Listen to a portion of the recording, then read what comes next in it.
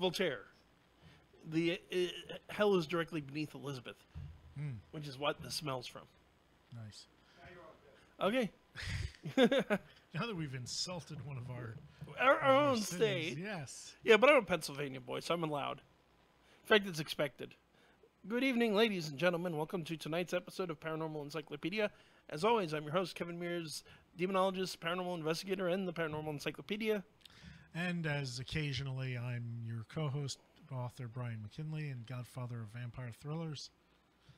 So just to let you guys know, we are actually going to be joined by frequent guest, side co-host almost at this point. Almost second co-host. Which, the remarkable Baron Voltage. Last I heard from him, he was stuck in traffic, but was expecting his ETA to be literally any minute now, so we should be good. Gene, are we on Facebook? Yes. I'm just surprised because it didn't come up on my feed. But, okay. So tonight we're going to be talking about the devil himself. The devil, you say? Yep, the devil I do say. He's in the details. We'll be talking about Satan, Lucifer, Beelzebub. Are they the same being? Are they different beings? And so on and so forth. But before that, we've got to have a word for our sponsors. We've decided to split it up instead of throwing all this information to you at once. Wall of text. And we're going to start by talking about Audible. Audible is a fantastic service out there, folks. If you're not using it, why not? You can go to audibletrial.com/paranormale, audibletrial.com/paranormale, and you can get 1 month free. Along with that 1 month, you're getting a free audiobook. You can no obligation. You can cancel it. If you get the month, it helps us out. I mean, financially, it doesn't cost you anything. If you do decide to cancel it, you get to keep your audiobook for good. If you decide to continue it, they have plans as low as, I want to say, $15 a month. Yeah. And as I was talking about last week, I'm currently listening to, they call it the most complete collection of vampire short stories ever. It's on Audible. It's a $50 audiobook and like 60 hours worth of stories. It's got poetry. It's got stuff from Edgar Allan Poe and H.P. Lovecraft. I just finished listening to, of course, one of the very first vampire stories, Carmilla. That's a great one. Yeah, it was very good. A lot of people don't realize how short that is. Yeah, it's like you think of it as this novel, and it's like, no, it's really like a long short story. And there's a ton. I've barely scratched the surface of what's on there. I'm still in the 19. It starts at the 17th, 18th century and works its way forward. Oh, nice. So I haven't even gotten out of the 19th century yet, man. Like I said, I just did Poe, and nice. It's a great book. It's free. Yep. Audiobooks are in credits, 1 or 2 credits. It's 1 credit, which is what you get if you sign up for the free month. All of Brian's books are on there if you want to do something more contemporary and awesome. Please do. There's thousands of other books. I never checked, but I think Dacre's book is on there as well. Yeah. So if you like us talking tonight, Dacre Stoker last week, you can certainly get Dracula the Undead. Yes. I'm sure when Dracula comes out in October, it's going to be on there. That's going to be interesting. But okay, I think we've beaten the horse enough. Yes, go to Audible. Do it now. And if you already have your Audible trial, you can always subscribe. That always helps us too. It doesn't cost you anything. Yes. But okay, so we're gonna, like I said, tonight's topic is the devil himself. Funny enough, I've had a couple of people tell me that the devil recently. Yeah. Including our missing guest co-host. Yes, I'm waiting for him to appear in a puff of fire and brimstone. Come walking in so we can say, "Ha speak of the devil." Exactly. Although really, if he is the devil, he should just appear in a puff of fire and brimstone. He should. But sometimes they don't go in for that anymore. All that flashy stuff. I suppose the point I want to start on this is a word about linguistics, because people get this confused constantly. Yes, let's define the devil. So the name devil, the word devil comes from Greek. It comes from Greek diablos. Diablos is the accuser or the slanderer. The Hebrew Satan. Satan comes from Hebrew. Also means slanderer or accuser. Notably, and this is significant because you'll find people who talk about, well, Satan's just a title. It can be anyone or a group of angels. It's not. If you go to the Hebrew, it's HaSa'tan. And when you put ha in the word in Hebrew, it's the. So the slanderer, the accuser. It's talking about a specific individual. So haven't some people theorized that Satan, instead of being like some kind of enemy of God, is really more like the DA, like the prosecuting attorney? In point of fact, in Judaism, that's how they see Judaism. Here's the thing: you can't. It's impossible to generalize about Judaism because it's too diverse of a religion. But the traditional view of Satan in Judaism is he's the prosecuting attorney of heaven. He's the one going to God and saying, humans aren't worth as great as you think they are. Look at this one who did this horrible thing. Right, so you got to like defend your life. The perfect example of this is the Book of Job, which is essentially a wager between God and Satan. It's like, well, look at how faithful this human is. Oh, he's not that faithful. If you let me destroy his life, he'll turn away from you. What's interesting is, as a Christian, I agree that one of Satan's roles and purposes in the universe, but I don't think it's the only one. I mean, I think he's a fallen angel, and there are Jews that see him that way. But he still serves this purpose of, humans aren't as great as you think they are. Okay, so where does the connection between the fallen angel and the figure of Satan, where does that first come about? I'll get there in a second. The other one, okay. I wanted to just find a couple other terms. Oh, sure. Again, just to be clear. So Lucifer, because I've gotten an interesting discussion about this one recently on YouTube. So Lucifer is actually Latin. It's not Hebrew, despite the fact that it first appears in Isaiah, which was written in Hebrew. Literally translated, the name Lucifer means light bringer. Lux or lux in Latin means light. Fer in this context means bringer.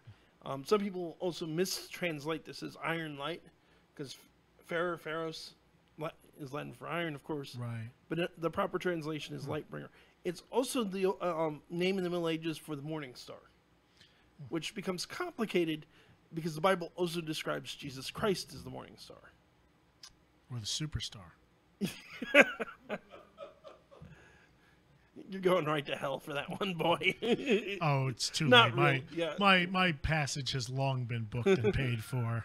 If that's the case. Wasn't it Loose Cipher? Louis Cipher. Some dude. Yeah. Hey, my name is Lou. But then there's a whole bunch of other names that get associated with him. Of course, another common one is Beelzebub, which is interesting. It actually comes from. It's a Hebrew devil, actually. In fact, when Jesus was brought before the Pharisees, and they were talking about him casting out demons, they talked about him casting out demons by the authority of Beelzebub. Beelzebub comes from a Canaanite deity called Baal. This is another fun. Which, in the original Canaanite, Baal means Lord. And by adding Baal-zebub, that eventually becomes Beelzebub, it becomes Lord of the Flies. Ah, yes. Mephistopheles. Yeah, Mephistopheles is another. Such a mouthful in Manhattan. And we'll get into that in a second, but I want to get back to the question you were asking about the origin of this fallen angel idea. So, the idea of fallen angels is a really complicated one. There are certainly demons in Jewish lore, the most famous of which would be Lilith. But there's also her husband, although he has many wives, who's Asmodeus. Yeah. Who's the king of demons. Generally speaking, Judaism has always accepted the existence of evil spirits. They call them Shedim, or they call them Dibuks. But they haven't. The idea that they were fallen angels comes much later. A little bit before the time of Christ, it seems to be, as far as I've ever been able to trace it back. It wasn't invented by Christians. It actually first appears in the Book of Enoch, which is a Jewish apocryphal text. It's a text that was considered for part of the Bible, but not included. Yeah, I saw that one in the Lost Gospel things. Yeah. But it talks about how there were these angels led by an angel called Samael. And Samael in Hebrew would be venom of God. But that lusted after human women and had children with them. And so these children of these angels and humans, along with the original angelic fathers, would be the demons. Yeah, the Nephilim. And that seems to be where the idea of fallen angels first enters into Judeo-Christian mythology, although I hate to call it that. So the prophecy got the a little of it right. The prophecy got a lot of it right, actually. for a movie that was more or less Highlander with angels, you know, it was a great movie. It still had it knew its stuff. Although you got to admit, Viggo Mortensen pre-Aragorn as the Satan was one of the greatest depictions of Satan in movie history. He's one of my favorites, and Christopher Walken will now forever be Gabriel in my mind. Christopher Walken in anything, but him as Gabriel in that movie is just absolutely brilliant. I mean, there's theology in it that they invented for the sake of the storyline, like the additional chapter of the Book of Revelation and Gabriel, the second war in heaven. None of that's in the Bible, but there's a lot there that is either in the Bible or in Christian theology. And the ultimate arc of the three movies brings it pretty firmly into at least into a Christian story of fallen redemption. Yeah. Which is why I love the first movie on its own. The second movie's okay. Second movie's kind of a waste of time, except for the third movie is pretty good. Yeah. But really, it's to make the second and third movie good, you need to look at the three as a whole, as one complete story. I think that's Baron. Good. The Baron says he's going to be here in about 2 minutes. Dun dun dun. Fantastic. He arrives. Hopefully in a burst of flame, so he can confirm his claim that he's the devil. So certainly, and this is another thing I want to clarify. This idea of demons is not a uniquely Christian idea. People have this notion, and it's fundamentally wrong. Almost every culture, just like every culture has vampires. Every demons culture has pretty universal, including the oldest of all. The oldest civilizations on record are Babylon and Sumeria, both of which have demons. Yeah. Now Christians and Jews accused the Babylonians of worshiping demons, and I'm not gonna go there and call all of the Babylonian deities demons, but they're not entirely wrong either. Well, they turned a lot of the Babylonians. Well, it's more than that, though. Deities and stuff into our demons. But a lot of some of the Babylonian deities that we know were worshipped are pretty darn dark. Oh yeah, I mean, early civilization was a pretty rough time. You had the gods were pretty unforgiving. But if you look at one that's famous from The Exorcist, Pazuzu. Yeah, he is a god that was worshipped by the Babylonians. He's a god of disease. The reason they worshipped him is one of the precursors of the Jewish idea of Lilith was his wife, Lamatsu? Okay, I can't think of the woman's name. But the wife of Pazuzu was a child murderer. So the Babylonians would go to Pazuzu to protect their children from his wife. That may have actually been Lilith, too. That's a little later. Originally, Lilith wasn't a single person. It was the plural name for all the deities of that type. That's a little different. Let me just check. The other option is Lamia, but that's she was Greek. later. She was later in the Greeks. Let's see. Lamashtu was his wife. And I believe she was worshipped too, because the thing with a lot of the Babylonian deities, as Brian said, is they're actually pretty dark.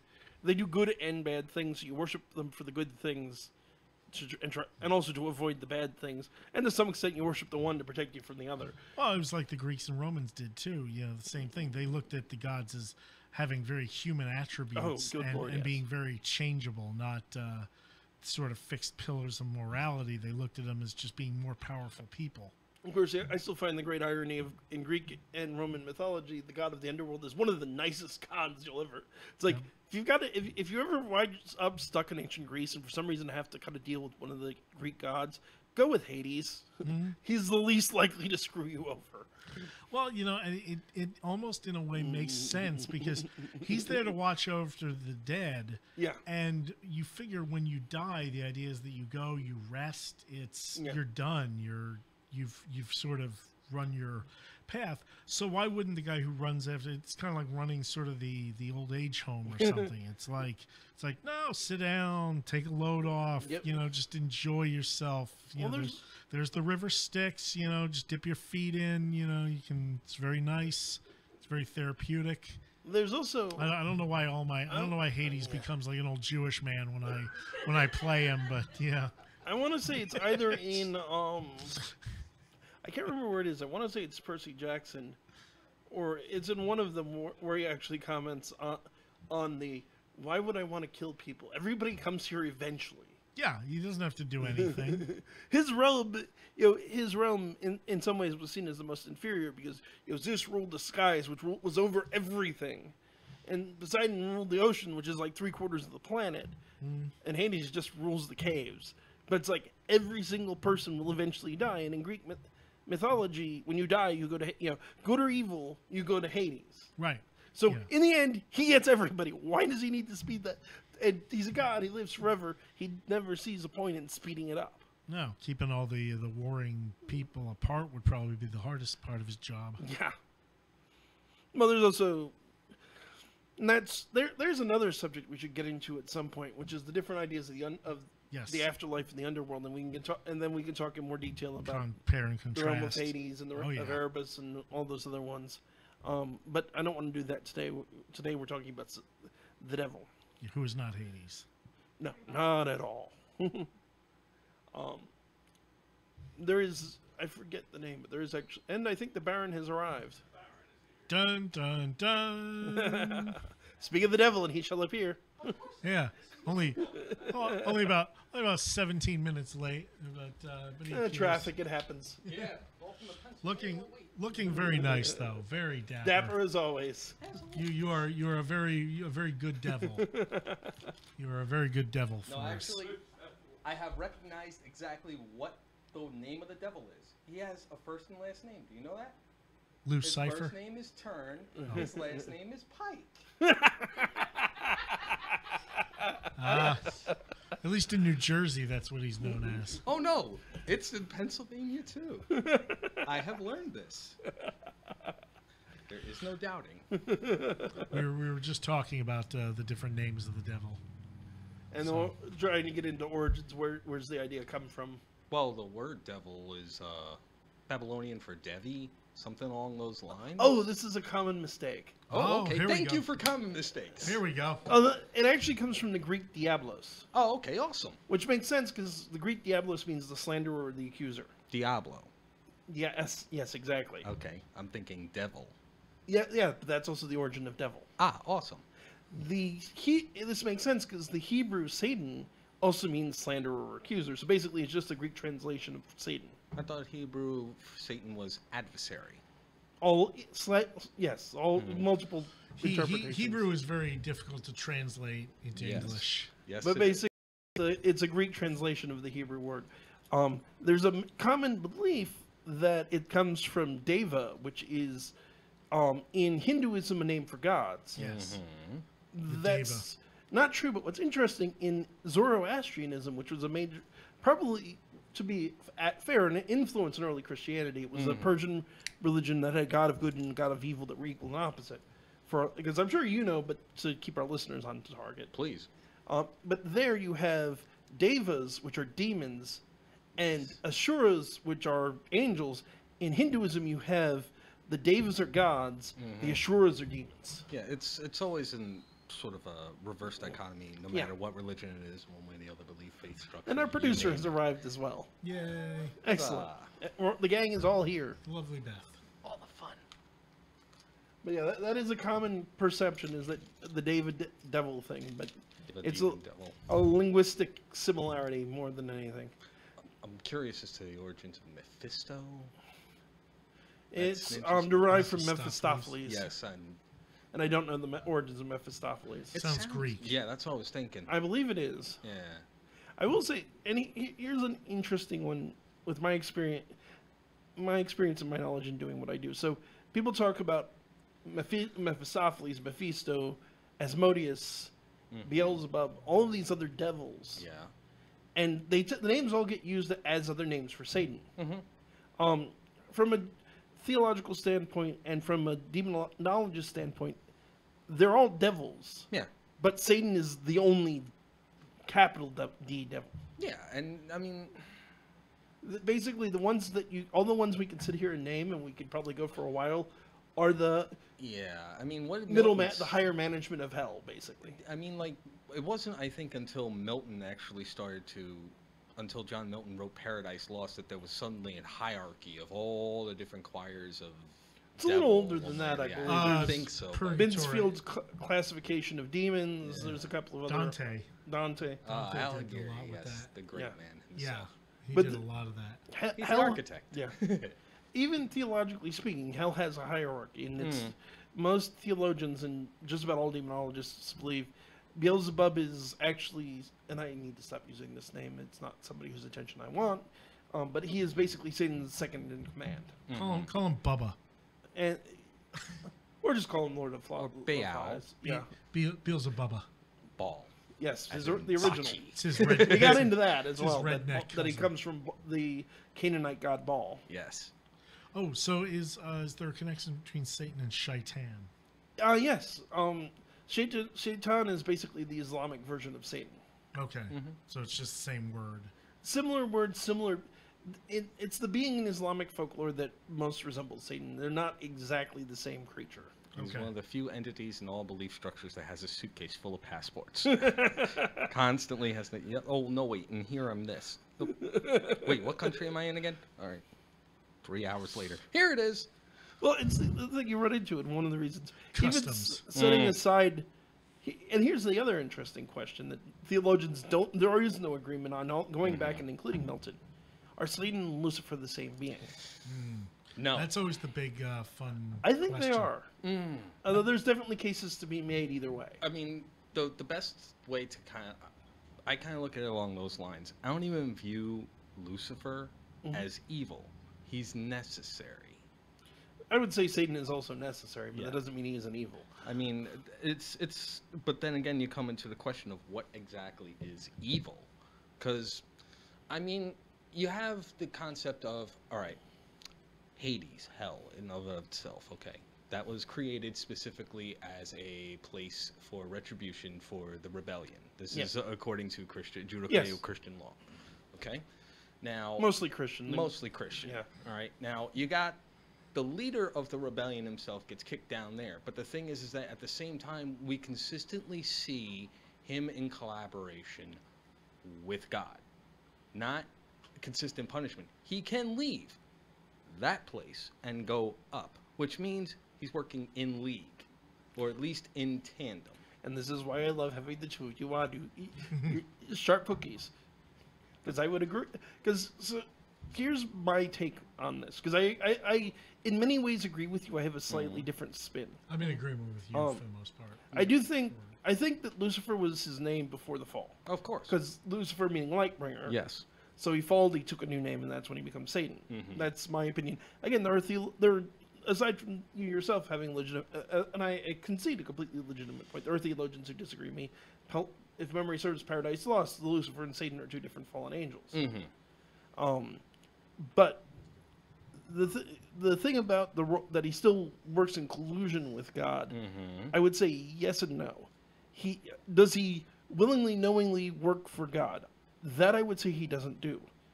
Does God use Satan's plots to his own ends? Yes, I actually think he does. And I think it probably gets Satan's goat. You see, Ba-dum-bum. I can offer a counter to this. Gladly. Please do. A good, healthy debate is worth. No, it's the goat pun. Did you catch? Oh yeah, I caught that. You caught That's the goat. a good one, especially since I identify as a satyr myself. It's kind of a. See, that's another. Oh, we'll have to get into the whole. He's not a satyr thing later. Satyr as Satan, yeah. Yes. While I can understand that God certainly took advantage of a lot of situations in which I'm going to call him Lucifer. Okay. Okay. A lot of the situations which Lucifer actually set up, in particular, you know that God all-powerful, okay? Yeah. God all-knowing, God all-powerful, God all, you name it, all right? Garden of Eden, closed off to anything but God's own creatures and creations, okay? And yet somehow Lucy gets in, okay? he had to have known that he got in. It's not using his own plots. And I guarantee you, Lucifer knew that he could not get in without God's wanting him to get in. So it has to be a collaboration. On not a more than one occasion, and correct me if I'm wrong, there are a number of the older versions of the Bible in which case it was not just that one time that Eve actually jacked up and said, let's have a bite of the apple. There were 3 other times she screwed up. And on the third one, God said, GTFO. Okay, that's enough. Yeah. I think I've heard that before. I don't remember for certain. Yeah, he was talking about the story of Job, which is another classic. And which is also a good example God if I think Satan you have a just legitimate point. Around. I would preface my answer to your point about, and I think it's a good point about Eden, in that, one, I don't think the story of the Garden of Eden is literal. I've been thinking a lot about this lately. I think the biting of the fruit of the tree of knowledge is a metaphor for humanity as a species gaining self-awareness. Yes. Because the point that we have self-awareness is the point that we are actually morally accountable. And he knew it was going to happen. He knew it was going to happen. It was just a question of how. And that's not even a question. And I think there's still this concept. Does Satan know that God uses him? Yes. He's not stupid. But he is also very proud. Proud in the sense that he believes himself more superior. Yeah. Not that he can outsmart him, just more superior. That's all. I think he still has the self-delusion that he can still come out ahead. I refer you back to Al Pacino's speech at the end of The Devil's love Advocate. that speech. Yeah. Oh, that movie in general is just brilliant. That was one of the best beyond a doubt. Yes. So many different references to literary context. Oh, good heavens! Yeah. I'm a John Milton. I'm a humanist. Maybe the last humanist. I cared about man. I cared about what he wanted, and I never judged him. I never rejected it's like listen to greatest devils in movies. He's easily in the top 3. Oh yes. And the only reason I'd say top 3 instead of the number 1 is there's a really good competition for that top. Oh yeah. There was one guy that played the devil that played Lucifer, ironically, only for like maybe 5 minutes, and it was the best one. Constantine. Oh yes, he was a brilliant Lucifer. Yes. Peter Stormare. Peter Stormare, yeah. He's a creepy looking guy. Yeah, but he could pull it off. Yeah. That's the only problem I have with his depiction of Lucifer is it's too short. Yeah, I know. He was the best part of that movie. So would have. Or like Viggo Mortensen in Prophecy. In Prophecy, yeah. Well, that one. He was so good though. Yeah. Viggo as the devil was. Well, he is Viggo. I mean, it's like Viggo the Carpathian. Especially that was pre-Lord of the Rings, so nobody knew him back then. He wasn't the household name he is now. Not the household name. Yeah. I knew who he was before then. He wasn't completely unknown, but he wasn't well known. He was a lesser known actor. Yeah. He wasn't the international heartthrob he is now. Let's be honest here. It follows through. If you star in a movie with Christopher Walken, you're gonna go on to do good things. Yeah. Especially if Walken is the villain. Walken is like the best villain. Like he's. But I like so good. One of the things I like the best about the depiction in the prophecy is it's Satan playing the role of the good guy for his own reasons. It's the anti-hero. Yeah. And it's like there's this idea, and again, speaking as demonologists, the practical experience and all this thing, demons do occasionally play the hero. There's a number of reasons for this may happen. One of the simplest reasons I've seen is, you know how humans hate their bosses? Yes. Demons hate their bosses too. Of course. And if your job is to sow chaos, despair, and suffering in the world, what is the best way to piss off your boss? Make somebody smile, happy, and enjoy it. And you want to know what? I'm getting sick and tired of making everybody in this town miserable. You know what? Screw it. I'm going to mess with my boss and make him miserable because he keeps sending me here. Send me to Brentwood. Yeah. I think also what you run into with Satan is, given his intelligence, he's well aware of the fact he can't win the fight. Yeah. I mean, he's fighting God. God can just go swat. Yeah. But the reason why he'll play into God's hands, I think, like look at the garden. Yeah, there's again a whole theological debate that has gone on for thousands of years about what happened to Adam and Eve. Were they allowed to go to heaven or did they go to hell? I don't know, but whether or not wherever they went is immaterial to the point that by playing into God's hands, he opened the door to sin, which eventually has netted him who knows how many souls. So I think he's smart enough to know, sometimes even when he's doing what God wants, he can still get something out of it. Maybe he's trying to prove a point. I think that was ultimately the whole reason why the rebellion happened in the first place. He wanted to prove a point that, one, man was fallible. Two, that fallibility is not something that should be celebrated. It should be something that's overcome. It's something that should be eliminated. That was more or less his point of view. And when you have somebody telling you that a person should be loved and worshipped for the sake of their flaws, that becomes a very, very, very hard pill to swallow, especially when you've spent, I can't even remember necessarily the amount of time between the creation of the universe and the creation of the heavenly host. Nobody knows. Exactly. And then from there to the rebellion, okay? For all we know, that could have been eons if you follow through with that. There's theories that the fall didn't even happen until sometime a little bit before the time of Christ. And the thing is that by that time, okay, you've been in power, okay? You believed that you had all this strength, all of this, righteousness to you, and all of a sudden a creation comes along and he says, oh yeah, you see that little mud slug down there? Yeah, that's what you're going to worship from now on. Excuse me? Which is the Islamic view of Satan, of the fall. Yeah, it's like, you're asking me, or? No, I'm just for the listeners, because I'm sure you're aware. Because that's not really a Christian view of it, but it is the main Islamic view. Is Allah says to the angels and to the jinn, you will bow before man, and Shaitan is first Iblis, who became Shaitan, goes, come again? Yeah, like, excuse me? The jinn are like, no. Not all of the jinn, only some of them. Yeah. Yeah, it was I think an even divide. You had Michael leading the forces on the side of the throne, and you had, of course, Lucifer leading the frickin' charge on the other side of the half. Well, actually, Revelations is very clear that in terms of the angels that rebelled, it's 1/3. Is it 1/3? Mm-hmm.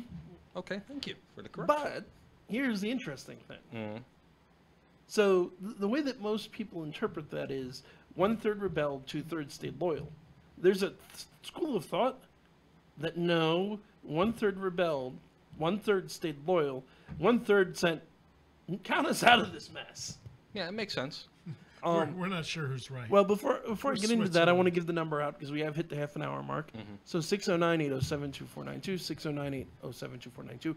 Yeah, if you want to jump in on this exciting topic. Ask a question, give your thoughts. Fire away. If you want to, feel free to tell. I'm enjoying having a friendly debate with the Baron on this, so I welcome a different viewpoint. Oh yeah. You will call in. You will call in. I promise you will call in. Excellent. I will call in. I'm sorry, I see them laughing a little bit. I'm like, there you go. We got a call. It worked. Nice. Dun dun dun. Good evening. You're on the Paranormal Encyclopedia show. Who are we talking to? You're talking to Erin. Erin, hello. Hello. How are you tonight? Good evening. We're good. How are you? That's the Baron. I'm good. I'm actually watching it live on YouTube right now. Oh, fantastic. Thank you. And what's very interesting is that how you guys were talking about the devil, because I actually one of the guys that you are talking to now, it happens to be my boyfriend. Oh, okay. Hence my surprise. I'm like, wait, what? I'd say you have good taste. So it's not a purely random call, but yeah. So it's interesting because I recently became a born-again Christian, and usually a lot of the times when I talk with my doctor, because he was the one that turned me into a born-again Christian, we often talk about, you know, how the devil brings upon, like, afflictions upon, like, us as human beings. Like, you know, being that we're children of Christ, like, you know, Christ didn't bring sicknesses, like illnesses such as, like, cancer, diabetes, like, anything like that upon to us. It's basically the devil's doing. Yeah, that's the book of Job all over. It's with God. God allows it for reasons, but it is ultimately Satan who unleashes evil and cancer and suffering and death. As a fellow Christian, I would certainly agree with you.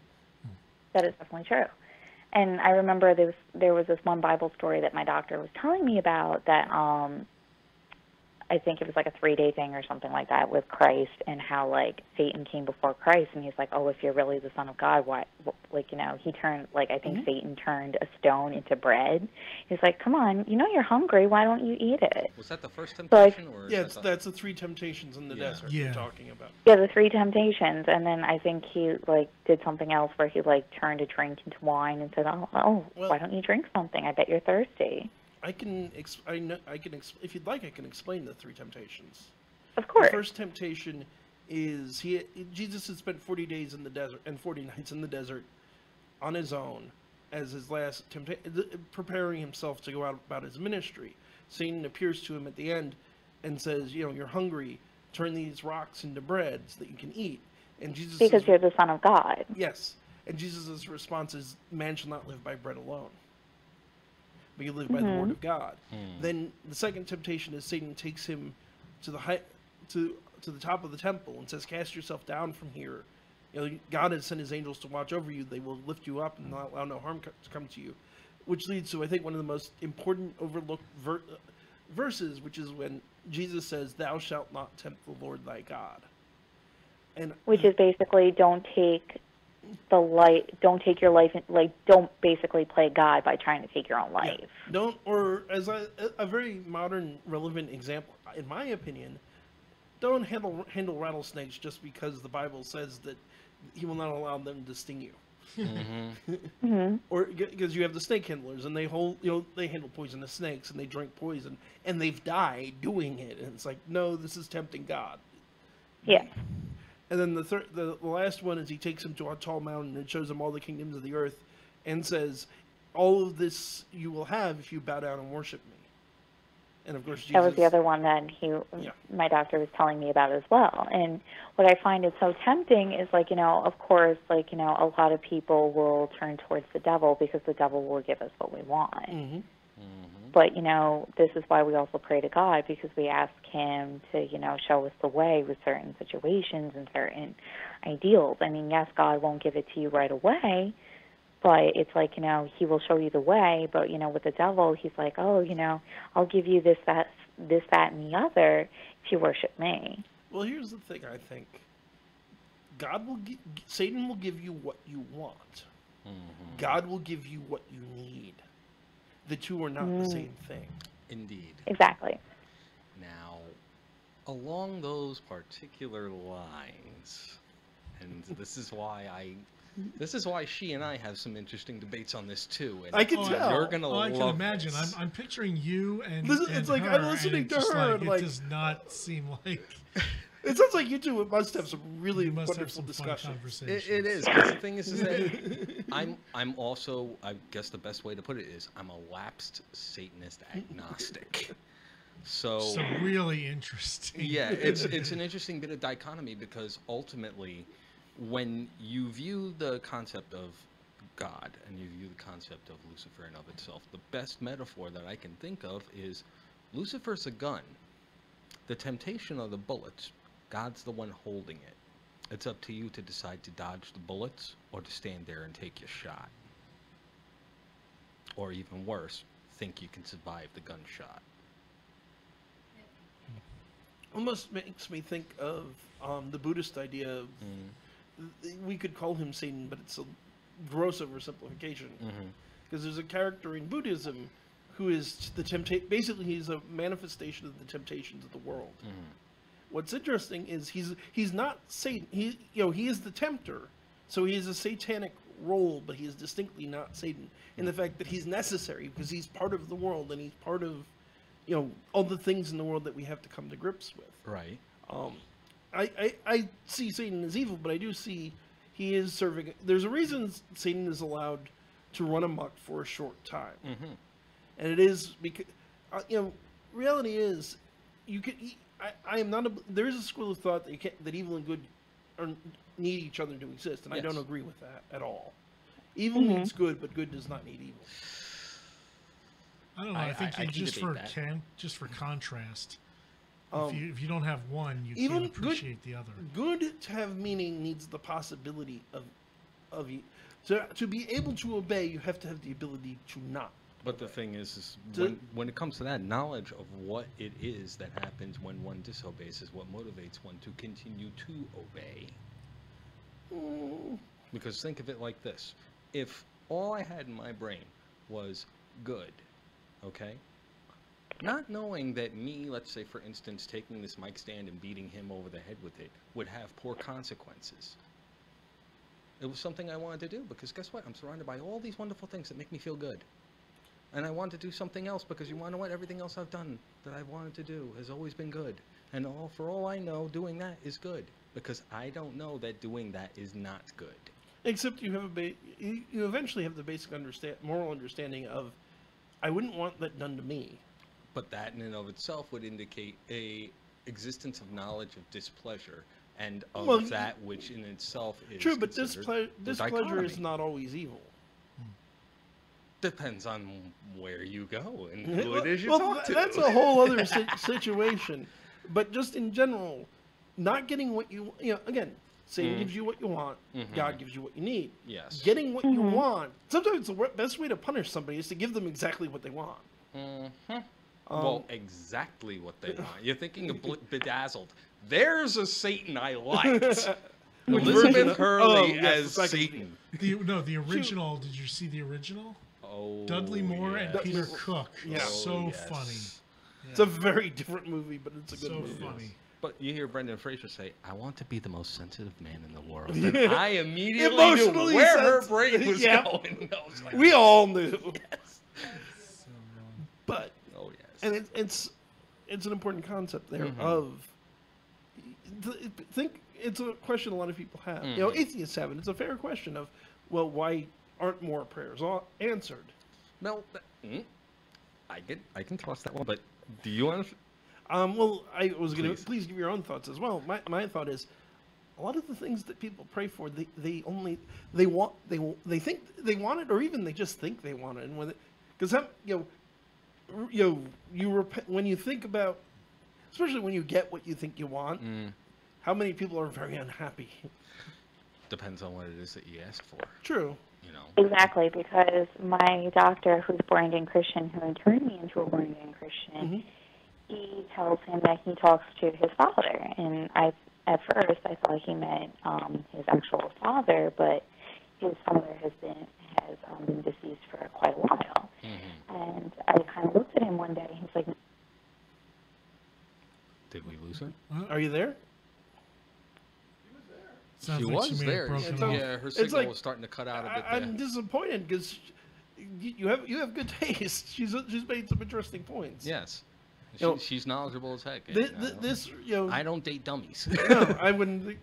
They're brain food. I always have the basic assumption when we have a caller, we get a comment that we're dealing with intelligent people. Oh, thank you. Well, even if I don't know who they are, because it is my personal one. Because it's always better to treat listeners like they're intelligent people. Of course. Two, I think they usually are. I think we got her back. Did we get you back? Are you there, back? Aaron? Not yet. Okay. Oh, but she had some good points. Yeah. You've had some. We could disagree, but I respect the fact you have intelligent points. Well, while we're waiting on her, here's the bit, okay? And this is ultimately what my major argument when it came to prayer was, and in and of itself was one of the arguments that I think Lucifer made. I forget which book in the Bible it was. I may remember. Let's see. It's the one where God has a plan. It is infallible. He already has this written out from the beginning of the plan, from the beginning of the universe all the way until Armageddon, because I'm gonna get you. But that's the end there, okay? He knows what everybody's gonna do, everybody's gonna get. It's already been written out. If you have the nuts to ask him for something that's not in the plan, You're asking him to change the plan. You're either going to get it or not, regardless if you drop to your knees. It's going to be there. You're going to get it. It's already been decided. How pretentious do you got to be to ask a supreme being that is omnipotent and omniscient to change his plan for you? Well, that's what never made sense to me about the whole thing. Is she calling back? Yeah. Aaron? Sweet. Yes, that is me. Yay, My welcome phone back. just decided to randomly die on me. But as I was saying, when I was talking with my doctor, because he made me a born-again Christian, he was telling me how he talks to his Heavenly Father. And I was like, okay, because I was like I was like a little bit of a skeptic at first. I was like, okay. I'm like, you're talking to somebody who, is kind of angry, with God right now because back in 2006, my aunt was diagnosed with breast cancer, and then she died before I entered my freshman year of high school. And then my mom was diagnosed with cancer. So I was kind of almost like, I don't want to say I was pissed at God, but I was pissed at God. So I was kind of like, okay, why would he do this to me? And for the longest time, I was so very anti-religion. Like, if I had a Jehovah's Witness come to my door, I would literally tell them I was a Satanist. It scares them off. It's very effective. See, Okay, it does. anyway. I I would say, I have the devil's store in my backyard under a full moon, and I sacrifice a small goat. So nice. There's an easier way to deal with Jehovah's Witnesses, by the way, folks. I just really want to bring this out for the listeners because I have many issues with Jehovah's Witnesses scare me, and cults. Here's the thing.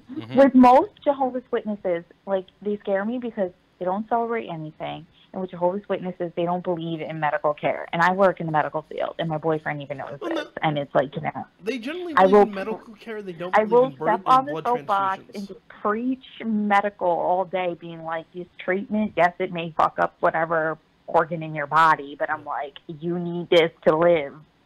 But, well, specifically Jehovah's Witnesses tradition, the big thing isn't medical treatment in general. They're okay with that.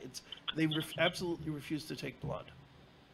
They refuse to take blood because I believe with Jehovah's Witnesses, they don't accept blood because it's like, it's un-Christ-like. Well, and I know that with most Jehovah's Witnesses, if somebody who's a Jehovah's Witness that has cancer, they will refuse to accept the cancer treatments. They'll just let the patient die. Well, there's a worse thing about Jehovah's Witnesses, and they don't celebrate. Oh, there's a worse thing than that too. So, folks, I'm generally a live and let live guy with religion, but here's the biggest concern I have with Jehovah's Witnesses, aside from the fact they operate like a cult and they do some pretty terrible things to ex-members. There is currently, and this is not something that particularly in the United States people are talking about, a large judgment that was made against Watchtower Organization by the Royal Court in Australia, because the Watchtower Organization has a very long list of known pedophiles that they have actively sheltered from law enforcement. Yep. And Watchtower Organization, who do they work for? The government. Nope, the Jehovah's Witnesses. They're the ones who run it's like the Jehovah's Witnesses are sheltering pedophiles. I don't have any patience when the Catholic Church does that. I don't have any patience when the Jehovah's Witnesses. No. So Satanists kill them. Yeah, Satanists are not, No, they have the zero tolerance policy. You don't deserve to live. So, folks, my advice, if you have Jehovah's Witnesses at your door, the first thing I would suggest is be polite to them. The Watchtower Organization and the governing body does some really sketchy, horrible things. The average Jehovah's Witness, in my experience, is usually a pretty decent person who is honestly, in their worldview, right or wrong, is honestly trying to help you. They honestly believe that if you don't believe what they believe, you are going to die horribly and cease to exist forever. But if you change your mind and follow what they tell you, you will live for eternity in paradise. And they don't believe in hell. They believe that when you die, you're gone forever. And I kind of like that. God will bring you back if you're a believer. But if you're not a believer, you just die and you cease to exist. Yeah.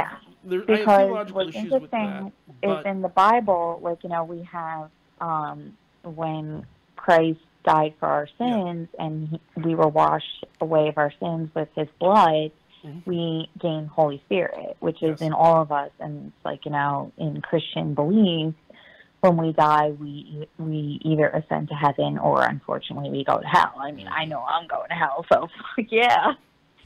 So, folks, real simple. Like I said, if Jehovah's Witnesses show up at your door, be polite. But if you don't want them to come back, be very polite, be very firm, and simply tell them, put me on your do not call list. Or put me on your do not knock list. Which is, it's the same. Either way, it's the same list. They may be a little confused because not all of them are aware of it, just like a lot of normal people are. But polite, firm. If they don't know what you're talking about, tell them to talk to their supervisor.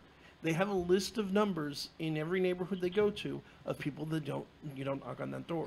Now, it doesn't mean they're never ever going to knock on your door again. They'll probably check back once every year, every few years, just to see if somebody else is now living there or if you've changed your mind. But again, if you do it, if they show up in a year or two, politely but firmly again, I'm sorry, I'm on your do not list, please don't come back. Right. And they will leave you alone. Usually, yeah. I mean, if they don't call and occasionally, because the reality is, just like in any organization, you get some people are complete assholes. If the witnesses keep coming back when you've done this, call the Kingdom Hall and ask for somebody in charge and talk to them about it. There's one in like every town. Yes. So, it's not that hard. The organization doesn't want to force itself down everyone's throat. If you honestly say, nope, I'm not interested, they're not going to waste their time. They're going to move on. Or if you just show up with like the goat's head on your leave my head, girl Baphomet out of this. Okay. Exactly. You just show up with with the ornaments. We are coming close to the end of the show, and there is an important point I wanted to get to that actually, Aaron, you've touched on a point, but there's a very common concept, particularly among Christians, of that all of the evil in the world or all of the suffering in the world is ultimately the work of Satan himself. That's technically true in the fact that Satan is the author of evil. The reality is, if Satan and all of the demons were locked up in hell today and never allowed to walk the earth again, people would still do bad things. Oh, I know they would still do bad things. You're a very intelligent Christian. I mean, just one. Thank you. Dating Baron speaks well of you too. You've spoken very well for yourself. Speaking Thank to you. you. So you understand that, but a lot of people don't. People do bad things without Satan telling them to. One.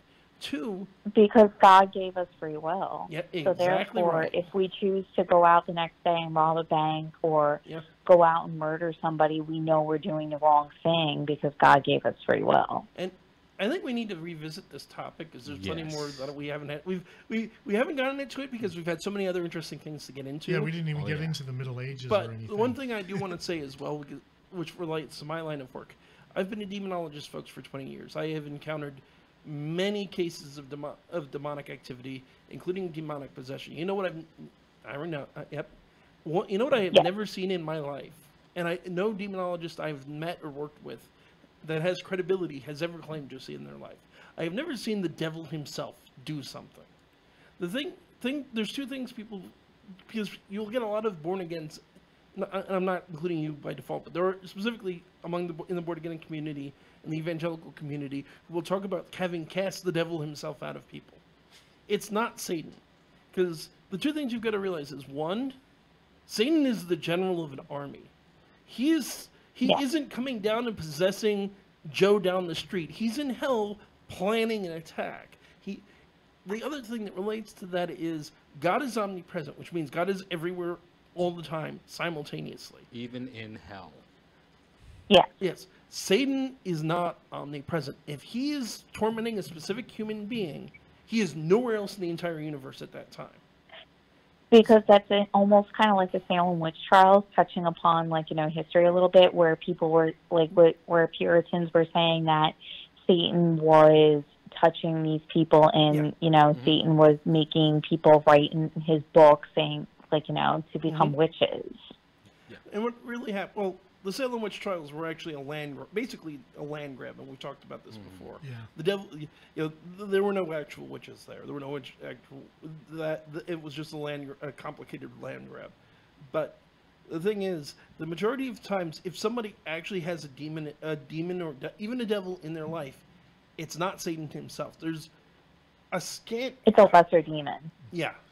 Or even a greater. He's very busy. I mean, come on, he's a very busy man. You'll run into very, very rarely the big boys will turn up. Of course. There are 9 demons that run hell aside from along with the devil himself. When it's something important, one of them will occasionally take the stage. But again, the cases where a high-ranking devil shows up are the sort of thing on which history turns.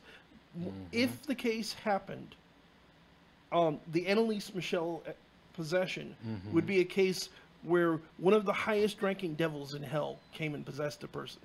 And the reason that would make sense is that case has had to have such a profound influence on theology in the 20th century to the point that there's a serious movement to get her canonized as a saint. That's the kind of time a high-ranking devil will show up. The kid down the street has a demon. It's not even one that's named in Scripture. It's not going to be somebody that important. Chances are he's going to be wearing the badge of one of the higher devils. And here's the other thing, and this is something I have directly experienced. The rank and file love to name drop. Oh yeah. They will tell you they're the devil himself. I had one that claimed to be so everyone knows Ra, the Egyptian god. So he also gets called Amun-Ra, which is because he got conflated with another Egyptian deity known as Amun. I've had a demon claim to be Amun. It wasn't. Now, Amun, while not necessarily evil, is a fairly dark Egyptian deity. He's a god of secrets and darkness. So it's not a giant stretch. But it wasn't Amun. If anything, and here's another one you'll run into. So not only do lesser demons love to take the name of greater demons. Not even David Bowie's wife. Oh. Demons also like to take the name of pagan deities. Oh yeah. You'll run into ones that claim to be Diana from Greek mythology and all sorts of other deities. And it has to do with, and we'll get into this the next time because we're just about out of time and we need to plug our other sponsor. Yes. But it has to do with the power of names and the nature of identity. And knowing something's actual name gives you authority over it. In the ritual of exorcism, what makes it, the name exorcism is to bind with an oath. That's what it means from the Latin. In the ritual of exorcism, the entire battle is to find out the demon's actual name from its own lips. Because once you have that name, you can bind it and throw it out. Yep. And that comes out of the Bible and out of Jesus when he confronted the demon that was possessing the man. And not Gethsemane. Legion. But yes. He demands the demon's name, and it has to give it. And there's a whole bunch of other verses that get into the importance and the power of names. It's also, for example, by the way, why Satan has so many nicknames. Satan, Lucifer, Scratch, Old Nick. None of them are his actual. Even if Lucifer was his name before the fall, it's not his true name. Well, and some of it wasn't a way to avoid saying his actual name and drawing his attention. But as much as I'm enjoying the heck out of this, and Aaron, thank you so much for calling. You have been an absolutely delightful caller. Indeed. You're welcome. Thank you so much. And like just about all the callers we've had, you have a standing welcome, not just an invitation to call back anytime you feel the inclination. Thank you so much. I really appreciate that quite a lot. But we're going to have to let you go so that we can wrap up. I want to say to you as a sister in Christ, good night and God bless. Thank you, and God bless you as well. Okay, folks, I'm sorry to say this because I always am, but we're going to have to wrap things up for the night. Yes, time to talk about NordVPN. Yes, we got to talk about our other sponsor, which is NordVPN. Yes. So, folks, internet security is a big issue these days.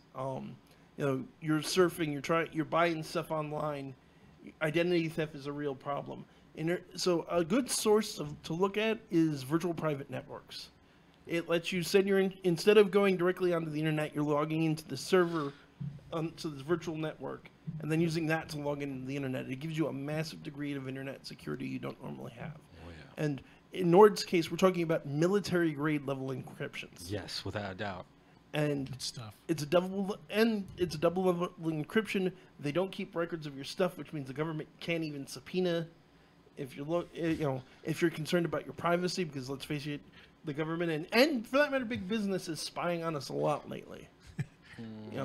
And all of the marketing that's done through Facebook and things like that, and it helps counteract that. But a certain political campaigns wishing they had. Yeah. No comments. And not just that. We're not going down that road because no, I'm kidding. it is a cardinal rule of this show that we do not get into politics. I know. For good reason. Even though I know we all have the same agreement about a certain political candidate, Who I don't want possessed. I don't think demons are stupid enough. But I don't want to go down this road because I don't want to alienate listeners. No, I know. It was just too funny. And also, we're already digging into the realm of religion, which is contentious enough. Do we really need to drag politics into it as well? Why not? No, I'm kidding. But also keep in mind, folks, especially I know we have international listeners. If any of you are listening in countries, say like China, that are famous for blocking large portions of the internet and heavily censoring what you can see. I mean, I'm not a fan of breaking the law, but I'm also not a fan of censorship. No. NordVPN lets you choose to log in from another country, which is another layer of security. If people are trying to hack you and they think you're in Canada when you're in the United States, good luck. That helps. But you can get around those types of things. I don't recommend doing it, obviously, because we don't condone illegal or behavior that will get you fired. It'll also allow you to get around similar restrictions at work or school. It's a pretty reasonable price. There's a link below. You'll be able to help out the show. I also want to remind folks we do have a Kickstarter. You can go to Kickstarter, look at Paranormal Encyclopedia. We still have 13 days left. Yes. There's a whole bunch of tiers. You can get T-shirts. You can get Brian's books. You can even get a chance to come on the show if that's what you'd like to do. Yeah, you could be here. Yeah.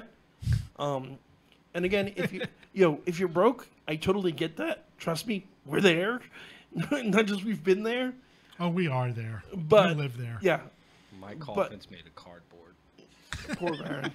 But if you are broke, the biggest thing you can do to help us out, share the link to the Kickstarter on your social media, because you may know somebody who happens to have some money they want to throw away.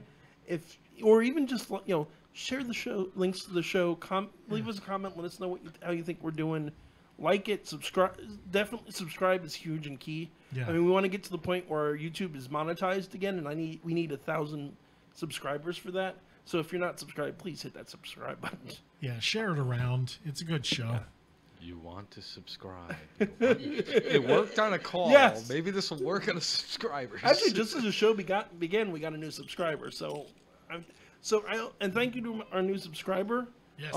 Let me actually plug a couple of things I have coming up, and if you have anything, feel free to plug it now as well. Sure. So I keep promising that I'm going to start doing a new series with Lupus Creepus. I just spoke with him yesterday afternoon. He was not available this week because of his work. Next week, or if not next week, certainly the week after, it looks like he is going to be free. His schedule is switching back to mornings, so he'll be available in the evenings. So watch the channel next week or the week after to have him and I reviewing The Conjuring, and then we'll be doing 1931 Dracula sometime after that. Nice. I'm also going to be doing an interview with the very talented Virgo Triad who we had on recently. That's been postponed because of health issues on her end, but that should be in the next couple of weeks. She's a wonderful lady. Folks, go check out her channel if you're not familiar with it. She's a lot of fun. So do you guys have anything you want to promote? I'm going to be at the Iron Garden tomorrow night and in August vending. So if Fantastic. you come out, you can meet me and talk. Love to meet anybody. Baron? New York Renaissance Fair will be beginning in about 2 weekends from now. So not this weekend, but the weekend after will be the opening weekend up at Tuxedo, New York in Sterling Forest. And having been there a few times over the years, I would highly recommend checking it out. I'd love to go to a Renaissance Fair. I think we need to do a group trip up. Yeah, that'd be fun. I like that. In costume. Ladies, you into this? Group trips to the New York Ren Fair? Yes. I know how to do a corset pretty well. Oh, yes. I'll bet you do. Yeah. And for that matter, we'll work it out. We'll all go up together. We'll announce it on the show. People can always come find us. That would be awesome. But folks, that's going to do it for tonight. I want to thank everybody for listening. As always, you're a wonderful group of people. We do, in fact, love you. Have a good night. This is Kevin Mears. Brian McKinley. Baron Voltage. Saying good night and God bless. Live long and prosper. Au revoir. Stop taking my line, you bastard. It was mine first. Bitch, please. I started doing live long and prosper.